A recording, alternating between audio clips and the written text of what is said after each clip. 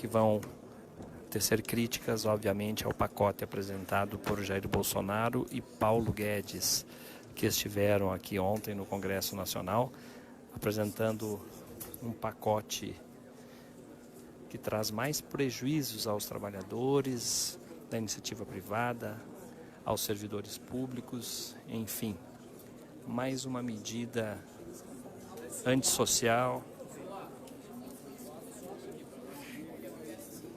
mais uma medida de Paulo Guedes que com certeza não ajuda em absolutamente nada os trabalhadores brasileiros, a imensa maioria da população do nosso país. Daqui a pouco se inicia a coletiva aqui no Salão Verde, na Câmara dos Deputados. Deputado José Guimarães, deputada Jandira Fegali, do PCdoB do Rio, deputado Alessandro Molon, do PSB do Rio de Janeiro, deputado Zé Neto, do PT da Bahia, deputada Alice Portugal. São alguns dos parlamentares que já se encontram presentes aqui no Salão Verde para conversarem com os jornalistas que estão aqui para ouvir os posicionamentos dos partidos de oposição, PT, PCdoB, PSOL, PSB, PDT, são os partidos de oposição ao desgoverno de Jair Bolsonaro. Em instantes a coletiva. Fique conosco, curta, comente e compartilhe essa transmissão.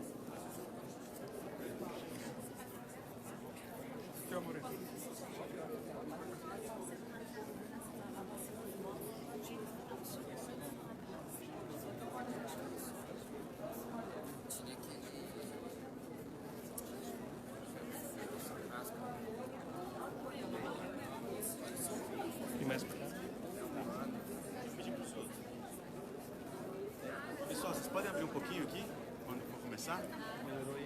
Chega um pouquinho para trás, Igor, só um pouquinho. Pode pedir para o pessoal aqui também chegar um pouquinho para trás. Pessoal, vocês podem abrir só um pouquinho aqui, para quando começar a gente conseguir fazer ali também. Obrigado.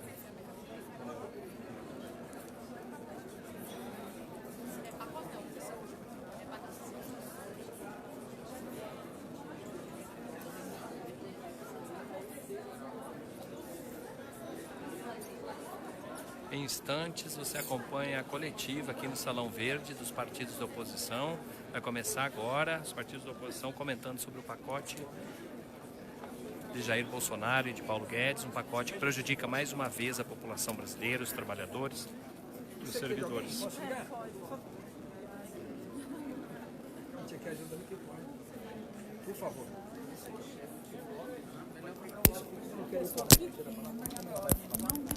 Viu, bonita? Vou ficar sozinha. Todo dia eu fico na degola. Gente, já vamos começar por causa do horário, né? Então vamos lá. Celular de quem? Ah, é que o pessoal tá com o celular na frente. Eu seguro, Vina. Pessoal, essa coletiva que nós chamamos hoje, porque nós precisamos dar opinião a vocês sobre esse momento em que chega esse novo pacote do governo ao Congresso Nacional, e essa é a razão central da nossa coletiva a vocês, que o governo falou sozinho ontem, né? Nós não tivemos a chance de conversar com vocês, mas hoje nós achamos fundamental conversar. Primeiro que vocês todos acompanharam quando o governo mandou a reforma da Previdência, e nós dissemos o tempo inteiro que aquela não era a reforma prioritária para o país, e que nós todos defendíamos que a reforma prioritária era a reforma tributária. E o que o governo disse? Que eles fariam a reforma da Previdência e que, em seguida, o tema central, eles priorizariam também a reforma tributária. O governo não mandou a reforma tributária, nós da oposição apresentamos uma proposta unificada da reforma tributária, uma reforma tributária que é progressiva, que taxa quem tem mais, que dá sustentabilidade ambiental, que se preocupa com a saúde, com a previdência social, uma reforma tributária que taxa os ricos, que taxa quem tem recursos, quem tem dinheiro, que taxa grandes heranças, grandes ricos e taxa patrimônio. Nós queremos debater a reforma tributária como um instrumento de superação da desigualdade do Brasil, que essa é a marca do país, é a desigualdade. E nós temos dados que provam isso, né? Hoje nós temos no Brasil, segundo, aliás, os dados que o IBGE divulga hoje, né? Nós temos hoje, continuamos tendo uma taxa de desemprego de 12,5 milhões de brasileiros, esses são dados fora os precarizados, que trabalham por conta própria, e os desalentados. 54,8 milhões de brasileiros abaixo da linha de pobreza, sendo quase metade da população do Nordeste nessa faixa. Renda de 1% dos mais ricos, 34 vezes maior do que dos mais pobres. E a renda dos mais pobres caindo. Nós temos um país da desigualdade. Então a reforma tributária é um instrumento fundamental de superação da desigualdade, que é a marca do Brasil. Além do racismo estrutural, que é marca dessa desigualdade. Então nós queremos que a pauta seja a reforma tributária e a geração de emprego e renda. Então, ao invés disto, nós temos o quê? Mais um pacote. E o que é esse pacote? As 3 PECs, se vocês analisarem, nós vamos distribuir a pauta resumida para vocês. São 3 PECs da agiotagem. Esse é o nome das PECs. PECs da agiotagem, que fazem o quê? Que retiram mais recursos públicos para dar para quem? Pagamento da dívida pública. E isso está escrito. Primeiro, tem congelamento na Constituição do valor do salário mínimo até 2021. Não existe em lugar nenhum do planeta. Na PEC 187 tem congelamento do salário mínimo por 2 anos na Constituição. Cria uma figura absolutamente bizarra, que a gente só não ri porque não dá para rir, é para chorar. Uma figura que cria direito ao equilíbrio fiscal intergeracional. Alguém já ouviu falar disso aqui? Não, né? Como se equilíbrio fiscal fosse um direito. Na verdade, é como se dissesse que a geração de hoje tem que pagar, para as gerações futuras não pagar. Isso é ridículo. Isso é uma figura bizarra, porque não existe isso. Se você tem crescimento, a dívida naturalmente reduz. Tem que crescer a economia brasileira. Então eles criam essa figura bizarra, ridícula, né? E com isso, o que eles fazem? Eles escrevem no artigo 7º e no artigo 1º de 2 das PECs que todo superávit ou excesso de arrecadação, ao invés de ir para a saúde, para a educação, para a segurança, vai para pagar dívida pública, vai para pagar juro. Está escrito na PEC. Os fundos públicos que eles extinguem, diga-se, Fundo Nacional de Saúde e vários outros fundos que foram criados, Fundo de Ciência e Tecnologia, fundos que foram criados para políticas públicas. O excesso de arrecadação, o dinheiro desses fundos que significam superávit, sabe para onde é que vão? Pagar a dívida pública, está escrito, são PECs da agiotagem. São PECs que tiram dinheiro da saúde e da educação para dar para quem? Para banco, para juro. Essas PECs são para isso, esse é o governo dos agiotas. Essas são as PECs. Além disso, eles fazem a unificação dos pisos da saúde e da educação. Essa vinculação que existe hoje para a saúde e para a educação, eles juntam. Isso vai significar redução de recursos da saúde ou da educação, a depender do Estado ou do município. Quando eles dizem que vão distribuir recursos para o Estado e município, tem uma falsa informação. O Estado que receber royalty não vai mais poder reclamar do que é devido da Lei Candir. Eles obrigam o Estado a abrir mão dos seus direitos de dinheiros devidos para poder receber royalties. Então é uma falsa troca, é uma mentira o que esse governo está dizendo. Eles invadem autonomias de poder judiciário, de estados e de municípios. Eles descapitalizam o BNDES, eles extinguem o FAT, que é um fundo de amparo ao trabalhador. Eles descapitalizam um fundo fundamental de geração de emprego e renda. Eles invadem uma autonomia, eles extinguem 1.254 cidades. E tem aí uma coisa, aspas, folclórica. Ele extingue a própria cidade onde o presidente nasceu, que é a cidade de Glicério, que tem 4.800 habitantes. Então, seus conterrâneos que se preparem, porque seus conterrâneos terão sua cidade extinta.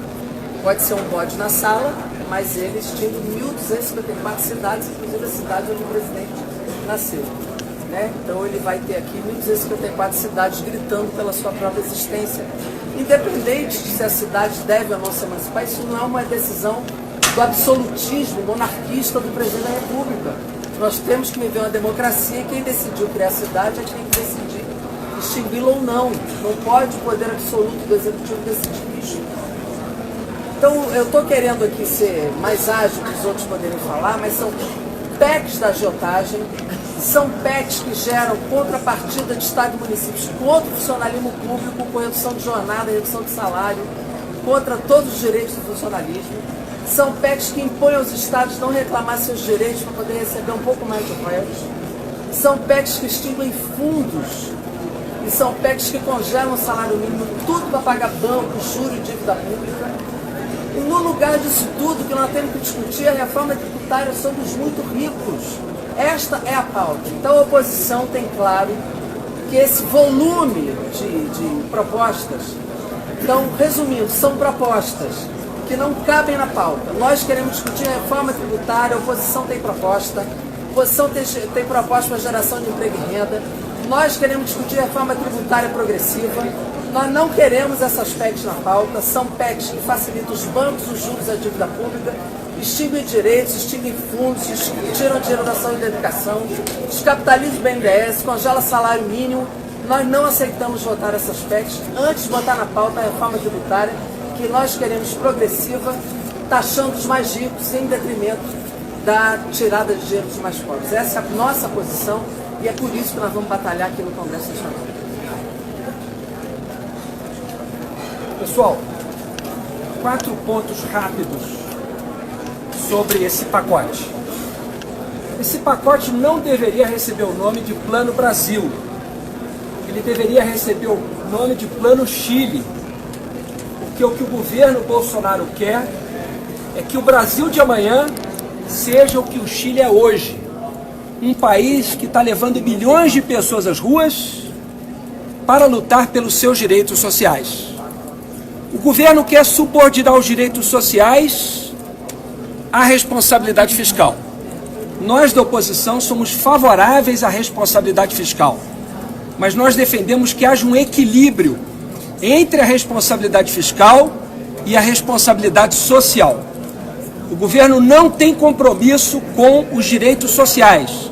No nosso entendimento, é inconstitucional essa proposta que diminui a proteção aos direitos fundamentais, aos direitos sociais, o direito à educação, o direito à saúde, o direito à moradia, subordinando esses direitos à responsabilidade fiscal.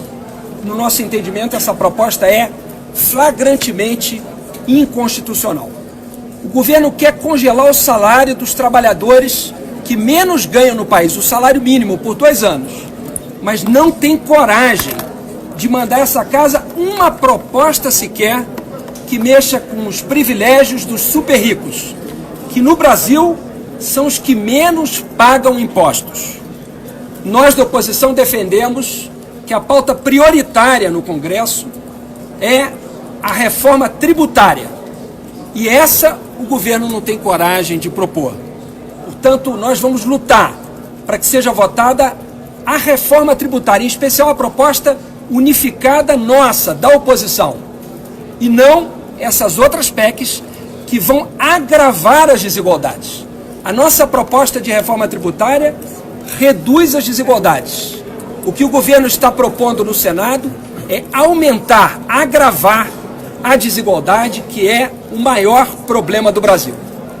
2 últimos pontos antes de passar a palavra para o próximo líder. A proposta do governo de reduzir os recursos do BNDES também é inconstitucional, porque é um dispositivo claro na Constituição que diz que não pode, num mesmo ano, ser proposta uma mesma matéria que já foi rejeitada pelo Congresso Nacional. Nós conseguimos retirar essa proposta do governo da PEC da Previdência e o governo volta com essa proposta, e isso também é flagrantemente inconstitucional. Por fim, uma palavra sobre saúde e educação. Ao propor juntar os mínimos constitucionais, o governo quer colocar a saúde contra a educação e a educação contra a saúde. O governo, com esse pacote, está dizendo para o povo brasileiro: vocês escolhem, ou vocês têm saúde ou vocês têm educação. Nós da oposição não aceitamos isso. Nós queremos garantir um mínimo constitucional para a educação e um mínimo constitucional para a saúde. Nós não queremos que o povo brasileiro seja obrigado a escolher se vai ter seus filhos educados ou se vai poder ter acesso a remédios ao hospital público. Então, eu sintetizaria nesses 4 pontos a minha fala. PIS/PASEP, inconstitucional. Congelamento do salário mínimo, mirar no andar de baixo para proteger os super ricos. Saúde contra educação, outra proposta inaceitável. E a reforma tributária, que é a prioridade da população. E da reforma tributária, o governo Bolsonaro não se cansa de fugir. Ele e seu ministro Paulo Guedes, que querem transformar o Brasil de amanhã no Chile de hoje, não tem proposta de reforma tributária porque eles querem proteger os super ricos e prejudicar e mirar nos trabalhadores mais sofridos do nosso país. Obrigado. Pessoal, só uma informação. A gente fez um resuminho disso aqui numa folha que vai ser distribuída para vocês, tá? Então, esse resumo vai ser feito e vai ser distribuído. Nós vamos dar a palavra aos líderes, depois a gente responde as perguntas, tá bom? Paulo Pimenta, o líder do PT aqui, vai falar. Bom, pessoal, nós queremos, em primeiro lugar, manifestar a nossa absoluta contrariedade em relação a uma questão de método.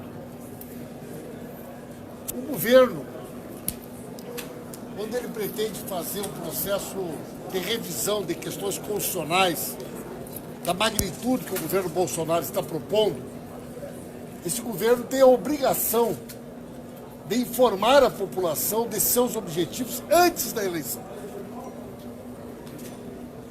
Bolsonaro jamais tratou desses temas com a população. Bolsonaro fugiu dos debates, Bolsonaro se escondeu, e Bolsonaro apresenta à sociedade um conjunto de ideias e de propostas, boa parte delas inconstitucionais, promovendo um verdadeiro estelionato eleitoral. Um exemplo, no nosso estado, do Rio Grande do Sul, pela proposta do governo Bolsonaro, metade das cidades serão extintas. Metade dos municípios do estado do Rio Grande do Sul. Isso jamais foi debatido, isso jamais foi aventado, portanto, é um estelionato por parte desse governo. Em segundo lugar, as propostas são propostas perversas. Não só quando ele faz a fusão da questão da saúde e da educação, mas quando ele autoriza que as despesas com os inativos e pensionistas também tenham que ser custeadas por essas rubricas. Na prática, ele faz uma redução extraordinária dos recursos da saúde para a educação. Não existe nenhum município no Brasil que você vai incorporar a despesa de previdência de aposentados e pensionistas na rubrica da saúde e da educação que não vai extrapolar o teto previsto na responsabilidade fiscal, o que imediatamente acionaria o gatilho que permitiria o corte de salário e a redução da jornada dos servidores. Isso é o que está sendo proposto na prática. Nós queremos fazer esse debate. Hoje, na reunião do Colégio de Líderes, eu insisti com o Rodrigo Maia. Por que ele não pauta? Por que nós não pautamos aqui a questão do teto salarial? Há um consenso entre todos os líderes. Essa matéria foi proposta por nós, pela Jandira, pelo Molon, por nós durante todo o ano. Aí o governo propõe uma medida que vai tirar parte do salário de quem ganha R$2.000, de quem vai atingir o salário mínimo, mas nós temos no Brasil 200, 300 mil reais de altos salários, e sobre isso o governo não diz nada. É uma proposta covarde, porque ele faz uma exceção. Essas medidas não atingirão as carreiras do Poder Judiciário, do Ministério Público, os militares, nem as carreiras diplomáticas. As carreiras que têm os maiores salários serão preservadas, não serão atingidas pelas medidas de contenção de despesas que o governo quer apresentar. Por fim, grande parte das propostas, como foi aqui dito pelo deputado Molon, são inconstitucionais. Uma outra parte muito grande fere o Pacto Federativo. autonomia dos poderes. Eu quero deixar aqui para vocês a seguinte questão. A impressão que eu tenho é que esta é mais uma proposta que o governo sabe que ela não tem chance de prosperar, mas que ela reforça na sociedade uma ideia que o Bolsonaro cada vez mais vem expressando, que diz, olha, eu quero governar, mas eu não consigo. O judiciário não deixa, o parlamento não deixa, a imprensa me fiscaliza, portanto, eu estou amarrado. As instituições, a Constituição, não deixam eu fazer aquilo que eu gostaria. E esse é o discurso que prepara um ambiente autoritário do Brasil. A incompetência do Bolsonaro, porque ele não consegue entregar aquilo que ele prometeu, ela cada vez mais reforça o discurso autoritário. E este pacote de medidas estapafúrdias parece ser mais uma jogada no sentido de criar uma enorme polêmica e, num determinado momento, quando a sociedade perceber que isso não tem como prosperar, ele vai dizer, tá aí, ó, eu tentei, mas mais uma vez o parlamento e o judiciário não deixam eu governar. Isto reforça o ambiente autoritário altamente corrosivo e perigoso para a democracia do nosso país. Ivan Valente, líder do PSOL. Bem, pessoal, eu queria começar por onde o Pimenta terminou. Eu estava agora ali na audiência com o general Heleno, lá na Comissão da Amazônia, né?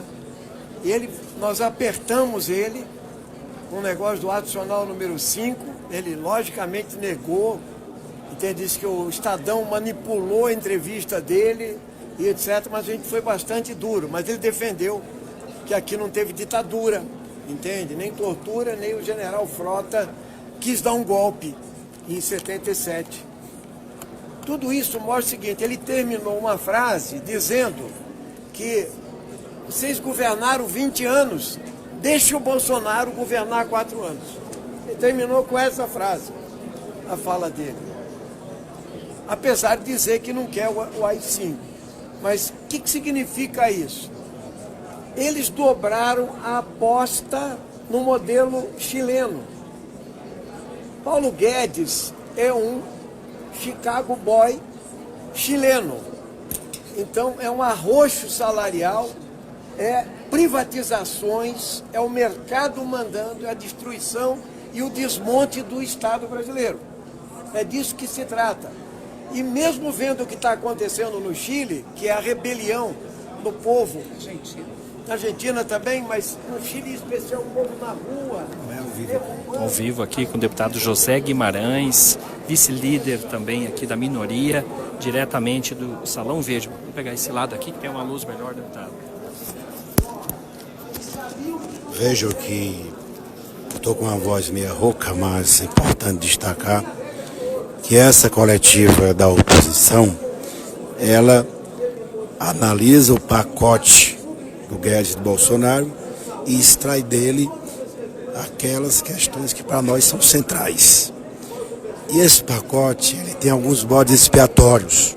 O servidor é para massacrar o servidor, é para prejudicar os serviços públicos no momento que ele desvincula tudo da saúde, da educação, autoriza, o legislativo autoriza o governo a privatizar, a vender o que quiser. Portanto, é um conjunto de medidas perversas e são as PECs das desigualdades. É o Estado sendo destruído e entregando a sorte do Brasil aos banqueiros, à banca financeira internacional. Portanto, essa coletiva da oposição é para falar para o país, mostrar as inconstitucionalidades destas PEC, dizer que é preciso o país reagir à altura do desmonte que esse governo está fazendo dos serviços públicos. Fere a autonomia dos municípios, a autonomia dos estados, conflita com o legislativo. Portanto, nunca vimos algo tão cruel, tão perverso como essas medidas anunciadas pelo ministro Guedes, pelo Bolsonaro. É claro que nós sabemos qual é o destino disso. Elas não serão aprovadas e vão botar a culpa no Congresso, porque essa tem sido a lógica do governo. Portanto, o nosso caminho é a reação, é mobilizar o país, é os trabalhadores se organizarem, os servidores públicos igualmente, para barrarmos aqui no Congresso a tramitação dessas PECs e principalmente das privatizações, que é o que ele quer, é a privatização, é a venda da Eletrobras. Por isso que nós estamos reagindo e mostrando ao país que essas medidas, elas não servem ao desenvolvimento nacional. Elas prejudicam o Nordeste, o Centro-Oeste e o Norte, quando acaba com os fundos constitucionais. Portanto, nós temos que estar muito junto na ideia central de mobilizar o país para derrotar essas PECs. Deputado José Guimarães, vice-líder da oposição.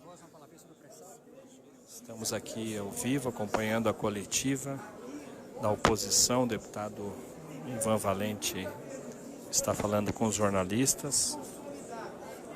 Todos os deputados, todos os partidos, sua grande parte, era a favor disso. Se você reduz isso, você reduz os cabos eleitorais, vereadores e prefeitos também. E isso vai ser moeda de troca para passar o resto, as chamadas PECs, a PEC emergencial e outras violências contra a classe trabalhadora brasileira. Esse é o pacote do mal, é o pacote do capital financeiro que é contra o povo brasileiro. Pessoal, vamos ver agora se há alguma pergunta. Tem mais algum líder aqui que quer falar? Tem alguma questão que vocês queiram levantar?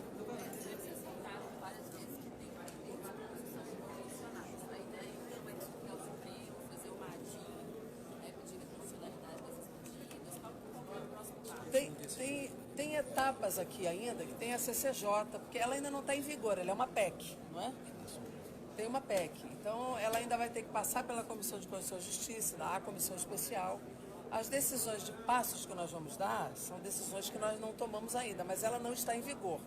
Ela é uma proposta de emenda constitucional que ainda tem etapa da Comissão de Constituição e Justiça. Então talvez não caiba ainda uma ação judicial agora, mas essa é uma decisão que nós ainda vamos discutir, mas ela não está em vigor, então talvez não caiba agora o MADIM, porque ela ainda não existe como foi. Nós vamos ter tempo ainda de debater para decidir medidas no campo da justiça, mas ainda há uma Comissão de Constituição e Justiça onde esse debate vai ser feito pela admissibilidade ou não de pontos inconstitucionais da medida. Então há ainda um campo de atuação. Mas o que nós queremos mesmo agora é que essa pauta não ande, que ande primeiro o que nós achamos que é correto. O Brasil quer reforma tributária. Esse é o item que tem que entrar na pauta agora e não esse pacote absurdo, que não tem, isso não é a prioridade para o Brasil. A prioridade para o Brasil é a reforma tributária. Só te falar uma coisa, só acrescentar uma coisa em relação à constitucionalidade de outro ponto. O deputado Paulo Mbemba mencionou aqui essa questão de considerar para os gastos de saúde e educação as aposentadorias e pensões do setor. Essa proposta do governo contraria frontalmente jurisprudência já consolidada do Supremo Tribunal Federal. Portanto, essa proposta também, no nosso entendimento, é flagrantemente inconstitucional e nós também lutaremos contra ela, também do ponto de vista da constitucionalidade. Tem vários pontos. Fica meio frágil, digamos assim. Não, mas tem pontos que são pétreos, por exemplo, o direito universal à saúde, tem pontos que são pétreos. E outros, obviamente, são coisas já sólidas na jurisprudência brasileira, que essa discussão na CCJ vai poder ser feita também. Mas é o que eu estou dizendo, nós precisamos inverter a pauta. Nós não queremos debater isso agora, nós queremos debater o que nos importa, que é o principal instrumento que o Brasil pode ter hoje, que é a reforma tributária. Nós queremos insistir que a pauta é essa. Qual vai ser a estratégia da oposição? Vai obstruir? Essa pauta nós queremos obstruir, porque nós queremos botar a tributária na frente. De qualquer maneira, a tática mais, vamos dizer assim, sintonia fina dela, nós podemos declarar ainda. Tá certo? É claro. Não podemos dar ouro, nós não podemos dar ouro ainda. Só para levantar duas questões mais. E é bom dizer que essa não é uma questão só da oposição, né? Tem outros parlamentares.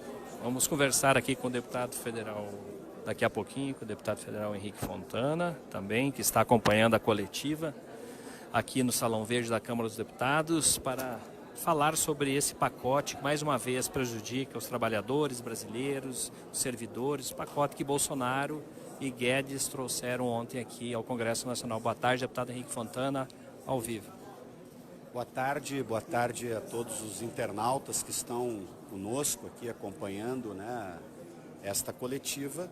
Nós estamos a poucas horas, né, do anúncio por parte do governo de um conjunto de medidas que o governo gostaria de ver adotando. Então, eu acho que nós temos que resumir a situação para as pessoas, porque são tantas mudanças que as pessoas muitas vezes não conseguem nem compreender tudo que o governo quer mudar. A primeira grande questão que nós temos que reforçar aqui é a pergunta: por que a reforma tributária foi retirada de pauta? Se o governo precisa ajustar suas contas, a primeira questão é taxar aqueles que têm condição econômica de contribuir com o ajuste dessas contas. Por isso é que nós estamos defendendo que, e isto foi muito debatido quando o governo insistiu com a votação da reforma da Previdência.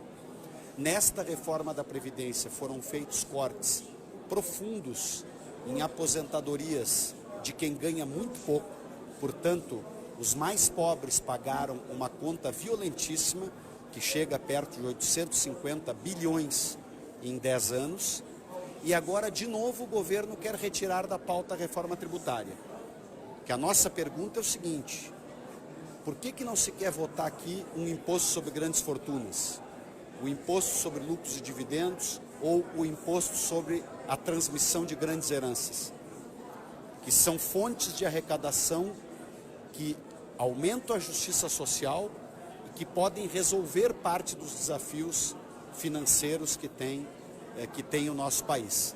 Então, o que está havendo na realidade, eu estou apelidando esta PEC, né, de PEC da desigualdade e da venda do patrimônio que os brasileiros construíram ao longo de décadas, mais de um século.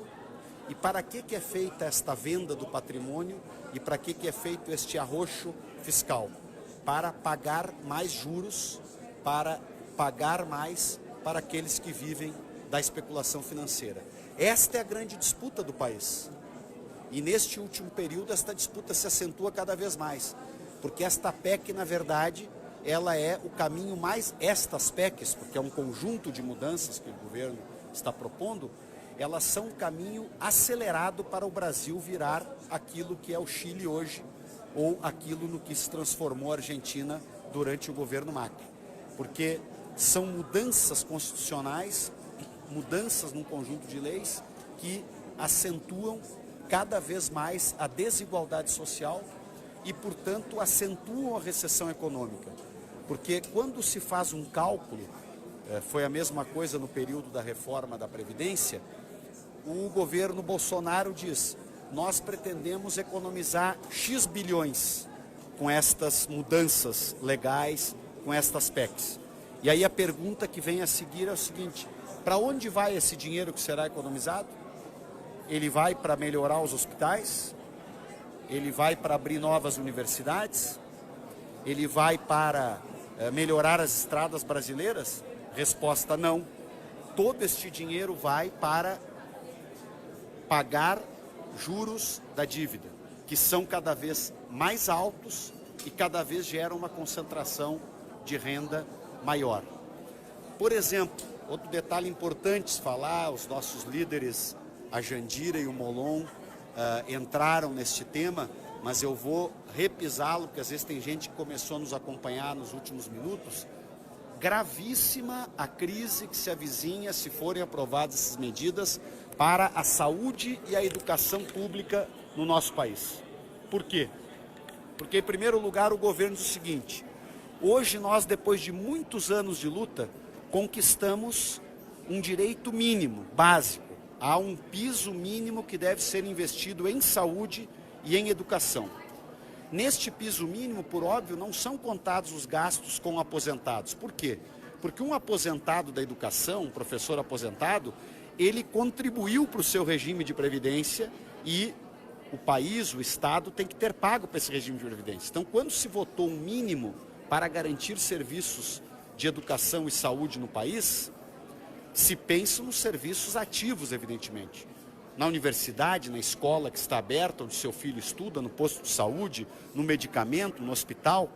Quando o governo quer incluir o gasto com os aposentados, mantendo o mesmo teto, o que isso quer dizer? Que ele vai tirar uma parte daquilo que hoje é investido no sistema real de saúde e no sistema real de educação. Então, uma das primeiras e mais graves consequências, se porventura forem aprovadas estas propostas que o governo Bolsonaro trouxe aqui para a Câmara Federal e para o Senado, será a ampliação da crise na saúde pública do país e da crise na pesquisa, na ciência e tecnologia, nas universidades, nos institutos federais e nas escolas de ensino fundamental, onde os seus filhos estão estudando. Então nós não podemos aceitar em hipótese alguma que diminuam os recursos para a saúde e educação. Ao contrário, se perguntar para cada 1.000 brasileiros, 990 vão dizer que precisa se aumentar os investimentos em saúde e educação. Por que eu digo 990 de cada 1.000, Leite?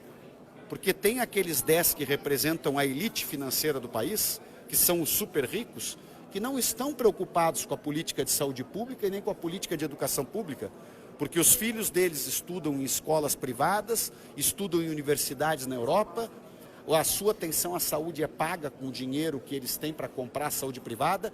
Agora, nós estamos preocupados com a sociedade brasileira como um todo. Por isso é que nós defendemos estas políticas públicas fundamentais e, obviamente, muitas outras. Um outro tema que merece toda a nossa análise é o desmonte do Banco Nacional de Desenvolvimento Econômico e Social, que significa o desmonte da indústria brasileira, de um projeto de desenvolvimento nacional. Não há nenhum país do mundo que tenha se desenvolvido para se tornar, de fato, uma nação desenvolvida, que não tenha tido como uma das suas ferramentas principais para alavancar esse desenvolvimento um banco forte de desenvolvimento.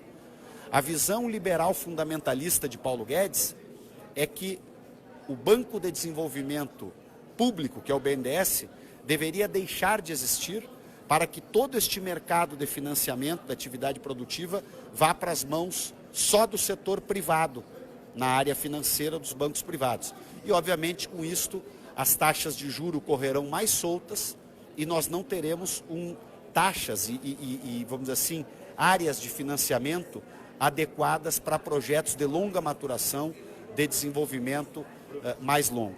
Então são muitas coisas que nós vamos ir conversando ao longo dos próximos dias, mas a principal, e eu encerro com isso, gente, é nós queremos votar a reforma tributária. O Brasil não suporta mais ver a retirada de direitos dos mais pobres, o enxugamento dos investimentos públicos em saúde, educação, etc. E enquanto isso, os super ricos continuam nadando na abundância, totalmente tranquilos e jamais contribuem com o ajuste das necessidades reais que o país tem. Estas emendas constitucionais que o governo Bolsonaro enviou para cá, elas farão do Brasil amanhã o que é o Chile hoje, o que é a Argentina de Macri em crise hoje, porque estas políticas ultraliberais, elas não solucionam os problemas reais do nosso país. Tasso Fontana, o senhor acabou de responder aqui, nós estamos com 1.110 pessoas ao vivo. A Cici Souza pergunta exatamente se o Brasil não pode virar um Chile futuramente, o senhor acabou de falar. Né? Não só pode, como infelizmente está virando. Qual é uma diferença fundamental entre o Brasil e o Chile ainda hoje? É que a mudança na lei, por exemplo, de aposentadorias, no Brasil ainda não entrou em vigor. E no Chile ela está em vigor há diversos anos e mais de 80% do povo chileno ganha menos do que o salário mínimo de aposentadoria. E este processo todo de precarização das condições de trabalho, o que está gerando no Brasil? Os salários são cada vez menores, os empregos formais cada vez em menor número, a uberização do trabalho, ou seja, a precarização do trabalho, leva a que as pessoas tenham que trabalhar cada vez mais horas para ganhar cada vez menos. E estas perdas todas, como eu digo, aliás tem uma frase muito boa que muitos economistas falam, mas eu quero homenagear especialmente o Eduardo Moreira, que tem feito falas muito sólidas sobre economia e especialmente sempre traduzindo a economia para que o povo todo compreenda o jogo de disputa econômico. Então, o que diz muito bem o Eduardo Moreira? Quando o dinheiro sai do bolso de alguém, ele vai para o bolso de outro. Ele não vai ser perdido pela rua, não há dinheiro que seja perdido. Então, como estas propostas que vieram para cá de novo, elas procuram retirar direitos. Eu nem falei aqui dos servidores públicos, né, que eles pretendem imediatamente começar a reduzir o salário dos servidores públicos. E outro absurdo para aprofundar a desigualdade é o congelamento do salário mínimo por 2 anos. Ou seja, a principal política para gerar renda, melhoria das condições de vida, combater a desigualdade, melhorar a economia brasileira, gerar mais empregos, que é exatamente a política de valorização do salário mínimo, ela está sendo totalmente sepultada pelo governo Bolsonaro, mostrando aquilo que é o governo Bolsonaro, um governo para os ricos e um governo que sempre cobra a conta dos mais pobres, daqueles que menos têm. Nós da oposição vamos lutar pela reforma tributária que taxa as grandes fortunas, que taxa os mais ricos, que taxa os lucros e dividendos. Está aqui a nossa líder da minoria, da oposição, a Jandira Fegali, que acabou de dar aqui a coletiva. Eu fiz uma síntese com as pessoas, Jandira, chamando a atenção especialmente daquilo que eu estou sintetizando a PEC, que tu também deu um outro apelido que eles se completam, né? Eu digo, são mudanças constitucionais que vão aprofundar a desigualdade social no país, vão gerar caos social e vão concentrar a renda cada vez mais na mão daqueles que vivem da especulação. Por isso tu chamaste de emendas constitucionais da agiotagem, ou seja, quem trabalha ganha cada vez menos, quem trabalha tem cada vez menos direitos, de saúde pública, de educação pública, e quem ganha muito sem trabalhar, que são aqueles que vivem da especulação, estão vivendo numa verdadeira Disneylândia da agiotagem que está se transformando o Brasil de Bolsonaro e Paulo Guedes. Apenas reforçar, Henrique, o que você está falando, e a gente acabou de convocar ali toda essa grande mídia. Espero que divulguem, né? A gente fala com a grande mídia, mas nem sempre sai, né? É um pouco essa nossa compreensão de que esse não é o momento desses pacotes. Nós precisamos criar aqui o debate central dos instrumentos de superação da desigualdade, que é o nosso debate. Tem uma reforma tributária para ser debatida e é isso que nós queremos debater. Nós aqui juntamos essa nossa oposição e apresentamos uma proposta unificada. Foi um esforço bonito de construir, de unificar, para gerar instrumentos que taxem quem tem dinheiro, os mais ricos, os muito ricos, as grandes heranças, o patrimônio. Uma proposta extremamente responsável, que pensou a sustentabilidade ambiental, a seguridade social, que pensou o país, né, no sentido de ter um instrumento real de enfrentamento de tudo isso. A desigualdade se aprofunda, a renda está caindo, os mais ricos estão mais ricos. Hoje, 54,8 milhões de pessoas estão abaixo da linha da pobreza. Então, essa desigualdade aumenta. Pode fazer o discurso que quiser, a vida das pessoas é real, né? E aí vem um pacote que aprofunda ainda mais a desigualdade, né? Que vai gerando... Cobra a conta dos mesmos, né, Jandir? Toma conta sempre dos mais pobres, sempre. E é o que eu chamei de PEC da agiotagem, é porque essa sucção, esse sequestro de recursos dos trabalhadores, congelando o salário mínimo na Constituição até 2021, né? Suga dos mais pobres e, de novo, manda para onde? Para os bancos, para os juros da dívida. Isso está explícito, está escrito, não é uma invenção. Está escrito. Né? Descapitaliza o BNDES, acaba com o FAT, tira dinheiro da saúde, da educação. É explícito isso. Então, além do que, há cláusulas pétreas, que uma PEC não pode mudar. A autonomia, por exemplo, do Pacto Federativo. Né? Isso não pode mudar. Como é que eu vou para cima de outros poderes, de outros entes da federação? Então, tem muitos pontos inconstitucionais que não podem ser mudados porque são pétreos, né? E há outros pontos que, mesmo mudando a Constituição, eles são imorais, se não amorais. Então, nós vamos precisar obstruir essa pauta para botar no centro a pauta que importa, que é a pauta tributária, que é um instrumento importante de combate à desigualdade. E eu queria, Jandira, também lembrei de outra questão muito importante que está nesse conjunto de propostas, que é esta decisão também absurda do governo Bolsonaro, que é vender todo o patrimônio dos brasileiros, que foi constituído ao longo de décadas, ao longo do último século, vamos dizer assim, né, patrimônio estratégico, questões fundamentais para o desenvolvimento nacional, eles querem vender de uma forma rápida, vamos dizer assim. Eu preferia dizer assim, eles querem torrar o patrimônio público na Bacia das Almas, além de abrir mão de ferramentas estratégicas que outros países do mundo não abrem mão, como, por exemplo, dentro do setor elétrico, né? Mas não vamos entrar no detalhe de cada coisa, mas o que eles colocaram nestas leis? Eles querem uma autorização para vender todo e qualquer patrimônio dos brasileiros sem debater caso a caso com a sociedade e com o parlamento. Então, nós sabemos que a maioria do povo brasileiro não quer vender o Banco do Brasil. A maioria do povo brasileiro não está a favor da venda da Petrobras. A maioria do povo brasileiro não quer vender os Correios.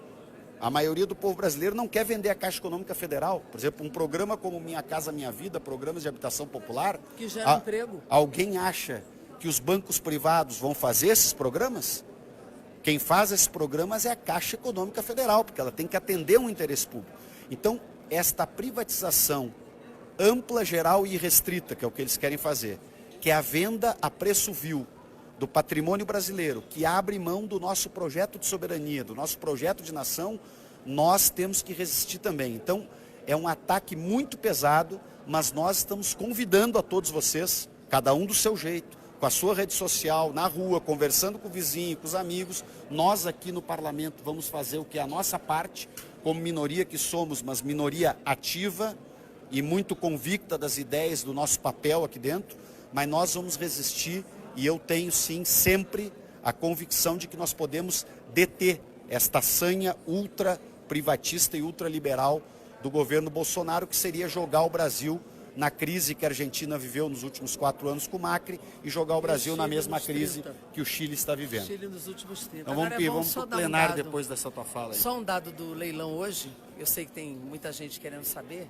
Você veja que o leilão, ele já era escandaloso, porque ele estava colocando o preço do leilão em 1/6 do lucro que ele poderia ter.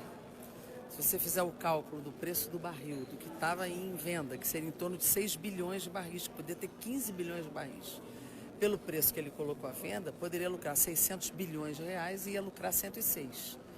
Já era um escândalo colocar à venda e colocar à venda por este valor, né?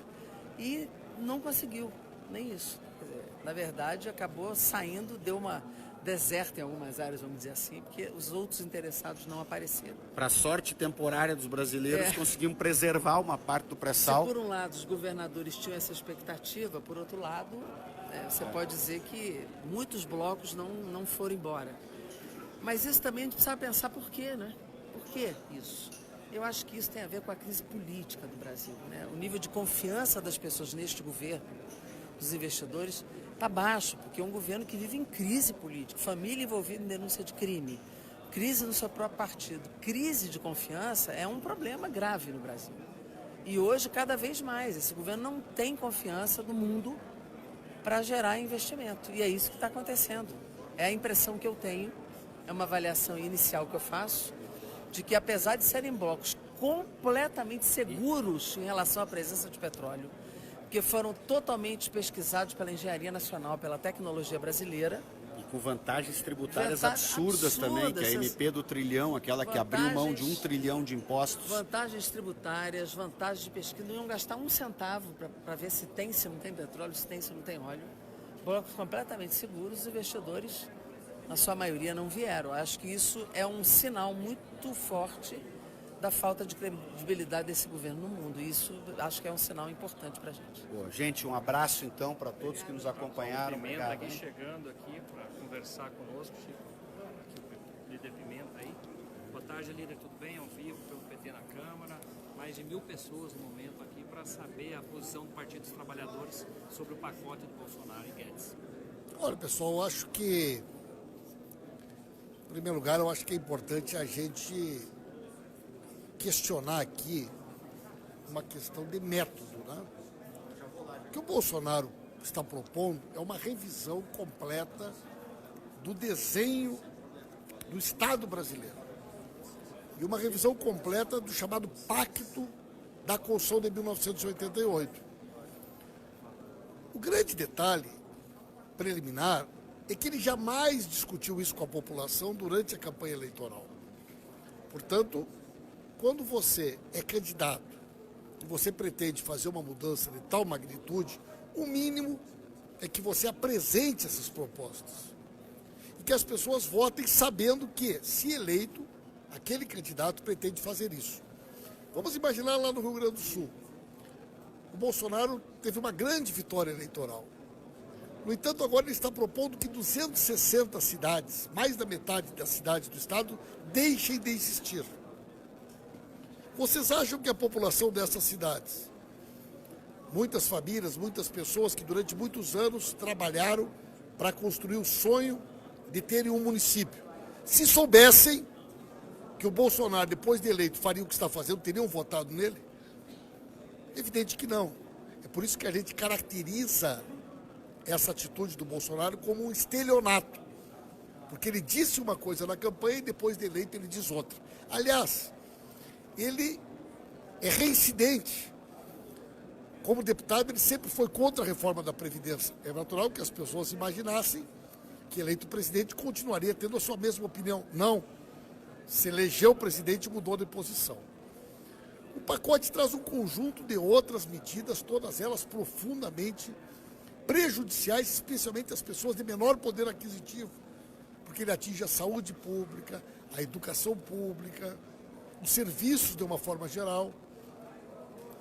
E ele atinge o salário mínimo, mas faz uma ressalva. As carreiras do Poder Judiciário, do Ministério Público, da diplomacia ou os militares estarão preservados de todas essas medidas, que são aqueles que ganham mais. Então esse governo covarde, em vez de propor uma regulamentação do teto salarial para acabar com a farra dos super salários, ele não só tem medo de fazer isso, se omite de fazer isso, como propõe tirar de quem ganha salário mínimo, de quem ganha os salários mais baixos, para continuar beneficiando aqueles que são os privilegiados da sociedade. Por fim, o governo propõe uma grande poupança nas despesas públicas. Para investir em infraestrutura, para investir em saúde, para investir em educação, não. Para entregar para os bancos, para discutir como aumentar. Paulo Guedes, gente, é um porta-voz do mercado financeiro, do interesse financeiro. O Bolsonaro está propondo tirar dinheiro do povo, tirar dinheiro dos serviços, tirar dinheiro dos investimentos para entregar para o capital financeiro, para os bancos, boa parte deles bancos estrangeiros. Então é uma proposta perversa, é uma proposta contra a nossa soberania, é uma proposta contra o interesse nacional, vai na contramão de tudo aquilo que o Lula faria, tudo aquilo que nós defendemos é no outro sentido.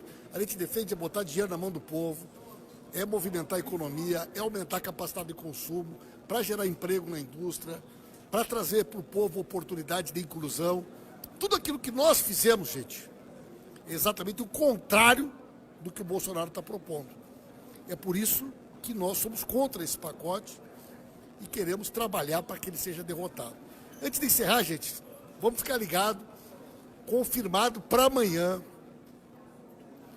deve ser concluído amanhã no Supremo Tribunal Federal o julgamento da questão da segunda instância. É uma matéria de enorme repercussão. Além das questões constitucionais que estão em jogo, nós temos uma possibilidade concreta de, a partir dessa decisão de amanhã, buscarmos imediatamente a liberdade do presidente Lula. Então vamos ficar muito atentos. Amanhã é um dia de grande relevância para a democracia, para o Estado Democrático de Direito. Nós estaremos lá no Supremo Tribunal Federal. Vamos manter vocês informados e, com certeza, mobilizados nas redes, nas ruas, para garantir que a Constituição seja cumprida, respeitada e que amanhã a gente possa ter um resultado favorável às nossas teses na decisão do Supremo Tribunal Federal. Lula livre e até amanhã, pessoal. Ok. Esse foi o líder da bancada do PT na Câmara, o deputado federal Paulo Pimenta, que já deixou o recado para que você amanhã acompanhe pelas redes sociais, também se mobilize, né, concentração em frente ao STF aqui, lembra o Chico Pereira, nosso radialista do PT na Câmara. Muito obrigado pela sua audiência, compartilhe essa live, curta a página do PT na Câmara, chame seus amigos para conhecer todas as redes sociais do PT na Câmara. Muito obrigado, uma boa tarde.